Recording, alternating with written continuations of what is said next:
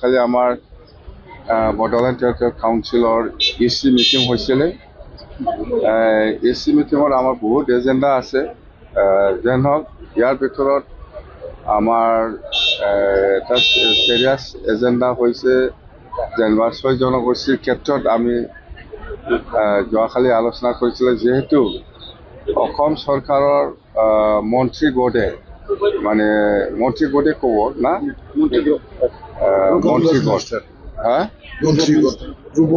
Group of মিনিষ্টাৰে 6 জনগোষ্ঠীৰ কথা লৈ পেলাই যিখিনি ৰিপৰ্ট দাখিল কৰিছে, ইয়াৰ ওপৰত যিহেতু আমাৰো এটা চৰকাৰ আছে, BTC অসমৰ ভিতৰতে কাউন্সিল এটা আছে, ইয়াৰো মতামত আমাৰো কৰ্তব্য আছে দিব লাগে। সেই হিচাপত আমি যোৱাকালি আমি এটাই ডিচিশ্যন লৈছে যে আজিৰ দিনত যিটো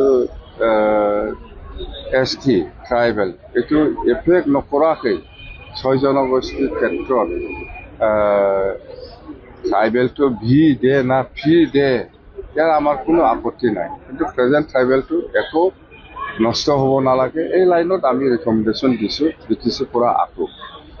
আৰু ইয়াত মানে আৰু আমি স্পেচিয়েলি আমি বিচাৰিছোঁ যে BTC ক্ষেত্ৰত মানে দুটা ভাগত ST থাকিব নালাগে, হ'লে এটাই হ'ব লাগিব। ভি হ'লে ভি, ফি হ'লে ফি।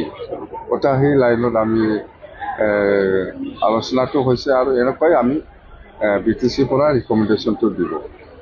সেইটো কথা যে যিহেতু গ্ৰুপ অফ মিনিষ্টাৰক আমাৰ কাউন্সিল হিচাপে এটা অপিনিয়নটো দিব লাগে। এই হিচাপত আমি যোৱাকালি আলোচনা কৰি পেলাই অপিনিয়ন এতিয়া কাউন্সিলৰ পৰা দিব। আৰু একটাটো হ'ল সেই 29 তাৰিখত যিটো ঘটনা হৈছে, ইয়াৰ ওপৰত অতি সোনকালে মানে জুডিচিয়েল কুৱেৰি হ'ব লাগে বুলি আমি লিখি দিছোঁ। যোৱাকালি নহয়, ইয়াৰ আগতে আমি লিখি দিছোঁ জুডিচিয়েল ইনকুৱাৰী অতি সোনকালে হ'ব লাগে বুলি। এছেম্বলিৰ যিটো এটাক আমাৰ এছেম্বলিৰ ওপৰত যিটো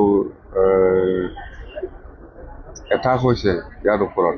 আৰু একটাটো হ'ল এই কোকৰাঝাৰ ইউনিভাৰ্চিটি ৰেজিষ্ট্ৰাৰ আৰু বডোলেণ্ড ইউনিভাৰ্চিটি ৰেজিষ্ট্ৰাৰ আৰু ডেপুটি ৰেজিষ্ট্ৰাৰ এই 3জনক অতি সোনকালে আমি ৰিলিজ দিয়া হ'ব কাউন্সিলৰ পৰা। এইটো আমাৰ ডিচিশ্যন হৈ থকাৰ কাৰণে কৰিছে।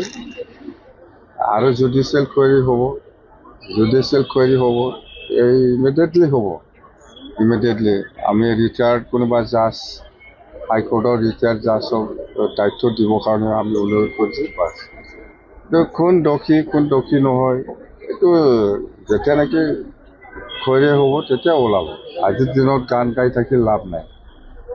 আৰু আমি স্পষ্ট কথা আমাৰ BPF দলৰ কথাই হওক বা BTC গভৰ্ণমেণ্টৰ কথাই হওক, 6 জনগোষ্ঠীৰ ক্ষেত্ৰত আমাৰ কোনো আপত্তি নাই, কিন্তু এক্সিষ্টিং ট্ৰাইবেলে একো নষ্ট হ'ব নালাগে। এই লাইনত আমি আগতো আছোঁ, যোৱাকালিও আমি এই ষ্টেণ্ডত আছোঁ। আৰু BTC ক্ষেত্ৰত এনেকুৱা কোনোবা ভেলি কোনোবা ফি এনেকুৱা হ'ব নালাগে, হ'লে এটাই হ'ব লাগে। আৰু ডেপুটি ৰেজিষ্ট্ৰাৰ আৰু কোকৰাঝাৰ ইউনিভাৰ্চিটিৰ পৰা ৰেজিষ্ট্ৰাৰ এই 3জনক ইনভলভমেণ্ট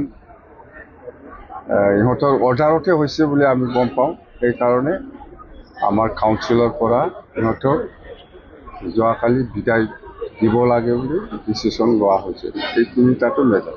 মুঠতে ST ক্ষেত্ৰত BTC অঞ্চলত এটাই হ'ব লাগে, ভি দে না ফি দে এনেকুৱা কয় 2-3টা, এটা জনগোষ্ঠীক ভি, এটা জনগোষ্ঠীক ফি, এইটো হ'ব নালাগে।